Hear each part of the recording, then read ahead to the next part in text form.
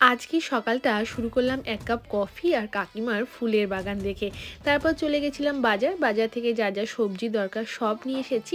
আর আসা মাত্রই মেয়ে এখানে মটরশুঁটি ছিলতে ব্যস্ত। আর তারপরেই ওকে দিয়ে দিতে হয়েছে একটা লজেন্স। হ্যাঁ, লজেন্স খেতে ভীষণ ভালোবাসে। আর ব্রেকফাস্টে আমি নিয়ে নিয়েছি ঘুগনি, পাউরুটি, তারপর রান্না বসিয়ে দিয়েছি। নিজের জন্য বানিয়ে নিয়েছি ডিমের ঝোল, মা আর মেয়ের জন্য রয়েছে মাছের ঝোল। আর তারপরে সব রকম সবজি দিয়ে বানিয়ে নিয়েছি একটা ঝাল ঝাল চচ্চড়ি।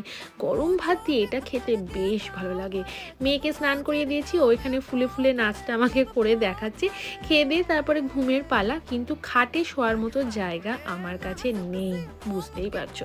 সন্ধ্যাবেলায় কাকিমা দিয়ে দিয়েছিল এক থালা পিঠে, আর এর মধ্যে ভাজা পিঠে আমার ভীষণ ফেভারিট। এত আমার ভালো লাগে যে কি বলবো।